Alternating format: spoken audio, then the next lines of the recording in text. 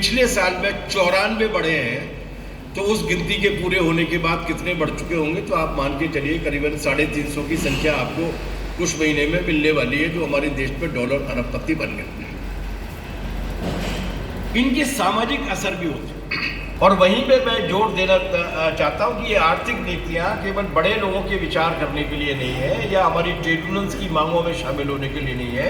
बल्कि इनके एक सामाजिक निहितार्थ भी होते हैं।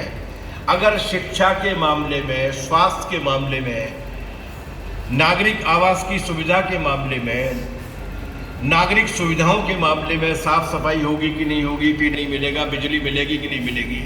अगर इन सारे मामलों में निजीकरण होता है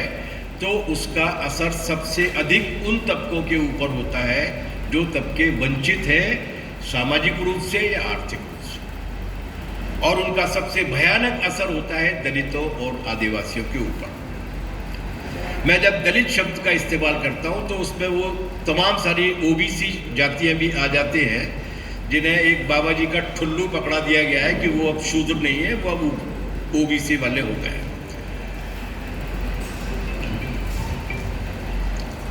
ये सारी जातियां आ जाती हैं, वो एमबीसी और भी बहुत सारे मतलब चतुर लोग हैं ना, वो कुछ न कुछ खापे उस पर बनाते रहते हैं, लेकिन वो सब आते हैं और उसका नतीजा क्या निकलता है, इसके 2-3 उदाहरण देख लीजिए। आजादी के बाद अगर इस देश के दलित समुदाय के बीच में थोड़ी बहुत हलचल हुई है, थोड़ी बहुत प्रगति हुई है, थोड़ी बहुत निर्ममता के प्रति विरोध की जागृति पैदा हुई है, तो उसकी वजह थी ये जो लगा हुआ है बगल में पोस्टर, शिक्षा, और शिक्षा के माध्यम से नौकरी। इस देश के, अपन बात करेंगे इस पे बाद में, इस देश के दलित आंदोलन में ने सबसे ज्यादा जोर इस बात पर दिया था कि हमें उस पत्थर पर हमला करना है जिस पथ के रास्ते को रोक के रखा है, और वो है शिक्षा से वंचित करने वाला। उसके बाद रिजर्वेशंस आए, उनकी वजह से नौकरियां मिली। नौकरियां मिलने का ये फायदा हुआ, आप देखिए, आप में से बहुत सारे लोगों के व्यक्तिगत अनुभव भी होंगे, हमने भी अपने जीवन में अनुभव किए हैं कि अगर एक परिवार के एक व्यक्ति की नौकरी अगर शहर में मास्टर की लग गई है या क्लर्क की लग गई है, उसके भांजे भी उसके साथ आके पढ़ रहे हैं, उसके भतीजे भी आकर पढ़ रहे हैं, और एक व्यक्ति की नौकरी का मतलब है कि एक विस्तृत परिवार में कम से कम 8-10 नए लोगों का शिक्षित हो जाना और नई नौकरी की संभावना उनके लिए विकसित हो जाना। अगर उसी शिक्षा का निजीकरण हो जाएगा, अगर उसी नौकरियों के निजीकरण को खत्म करने के लिए, नौकरियों के रिजर्वेशन को खत्म करने के लिए निजीकरण कर दिए जाएंगे, तो ये जो थोड़ी बहुत भी हलचल समाज के अंदर पैदा हुई थी वो हलचल बंद हो जाएगी, और 20-30 साल के अंदर दोबारा से उस समुदाय को, उस पूरे के पूरे आबादी को उसी हिस्से में पहुंचा दिया जाएगा जहां से बहुत मुश्किल से वो बाहर निकल कर आया था या बाहर निकल कर आने की प्रक्रिया शुरू हुई थी। इसलिए ये केवल वही काम नहीं है कि ये कोई आर्थिक नीति में, पब्लिक सेक्टर में रेल नहीं है तो क्या फर्क पड़ता है, लेकिन रेल में काम करने वाले अगर 25-28% लोग वंचित समुदाय से थे, दलित थे, आदिवासी थे, तो उनका वहाँ पर जाना अगर बंद हो जाएगा तो इसका मतलब ये है कि गाँव के अंदर वो भले ही सर्च लाइट की तरह नहीं पहुँचती थी, लेकिन मोमबत्ती की तरह तो कम से कम पहुँचती थी। अगर वो सारी चीज़ें भी खत्म हो जाएंगी तो वो उनकी हालत क्या होगी, ये हम लोग ठीक तरीके से समझ सकते। इस पर अपन आगे और भी बात करेंगे। एक और खास बात है इसकी कि इनका वर्चस्व जो है वो कंप्लीट है, पूरा है। ऐसा आजादी के बाद इस देश में कभी नहीं हुआ। पूरा मीडिया उनके नियंत्रण में है, कुछ को डरा के, कुछ को धमका के, और ज्यादातर को खरीद के उन्होंने अपने कंट्रोल में कर लिया। एनडीटीवी की कहानी आपको मालूम है, वो विरोध करता था लेकिन अंततः मजबूर करके, आर्म ट्विस्टिंग करके, डरा के, धमका के उन्होंने एनडीटीवी को भी अपने कब्जे में कर लिया। जो अखबार 150-150 साल से, 200-200 साल से छप रहे थे इंडिपेंडेंटली, उन अखबारों को भी, एक अखबार था मध्य प्रदेश में जिसका नाम था नई दुनिया, उसके बारे में, वो मध्य प्रदेश का सबसे पॉपुलर अखबार था, और उसके बारे में ये माना जाता था कि वो इस तरीके की खबरें छापता है जो आम आदमी की खबरें होती है, धर्मनिरपेक्षता की खबरें होती है, वैज्ञानिक सोच की खबरें होती है। था वो बनी का ही अखबार, पूंजीपति का ही अखबार था, लेकिन इसके बाद भी वो प्रगतिशील मूल्यों को छापता था, संविधान की बात को छापता था, गांधी नेहरू को भी छापता था। जागरण वालों ने उसको खरीद लिया। अब वो वही उसी नीति पर चलेगा जिस नीति पर जागरण चलता है, और जागरण को टीवी 18 वालों ने खरीद दिया। टीवी 18 किसका है? मुकेश अंबानी का। तो अंततः ये हुआ कि एक ऊँट की पूंछ से दूसरे ऊँट की पूंछ बंध गई, और आज सारे के सारे ऊँट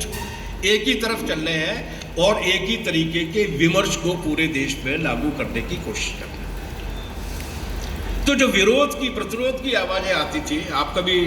मैं अपने पढ़ने लिखने के चक्कर में कई बार हम लोग डिजिटल उस पर सर्च करते हैं। उस जमाने में जब अंबेडकर साहब की और गांधी की बहस हो रही है, नए समाज को लेकर एक धारा है जो कुछ करना चाहती है, दूसरी एक धारा है जो कुछ और करना चाहती है, उनके बीच में जो बहसें हो रही हैं, वो बहसें उस जमाने के अखबारों में प्रमुखता के साथ छापी जा रही हैं। 1930 में मेरठ षड्यंत्र केस में जो कम्युनिस्ट पकड़े गए हैं, जिन पर ये आरोप लगाया गया है कि वो इस देश की सरकार को पलटना चाहते थे,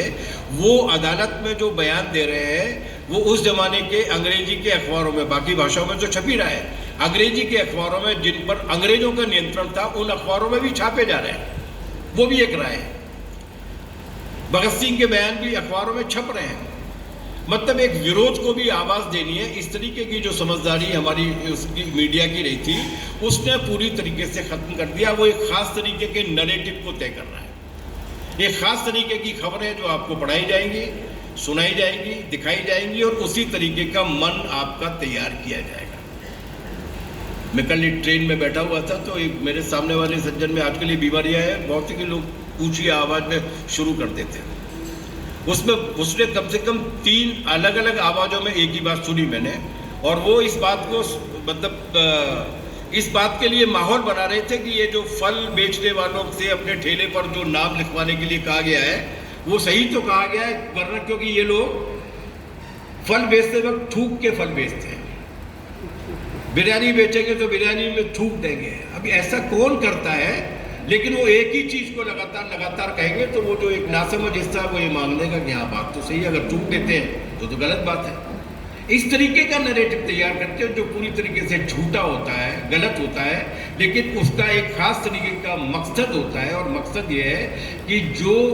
नैरेटिव, जो उन्माद वो पैदा करना चाहते हैं, उस तरीके की उन्माद को वो पैदा करें। ये एक और है, और इसीलिए उनके हमले जो है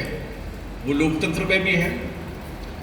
उन्होंने लोकतंत्र का चरित्र बदल दिया है। अभी विधानसभा के चुनाव आपके यहाँ होने वाले हैं, आपके पता नहीं क्या होगा, ये तो मुझे मालूम नहीं, लेकिन हम जिस तरीके से खरीद करते उसको इतना ज़्यादा महंगा कर दिया, इतना ज़्यादा मूल्यवान बना दिया है कि अब लोगों के लिए वो भी बहुत ज़्यादा मुश्किल हो गया है। आपकी बात छपेगी नहीं, आपकी बात छापने पर आपके खिलाफ कार्रवाई करती जाएगी। ये जितने भी मूल्य हमारे पुरखों ने तय किए थे, विश्व बंधुत्व का, मानवता का, गरीबों के प्रति दया करने का, कमजोरों के प्रति थोड़ी हमदर्दी का, इन सारे मूल्यों को बदलने की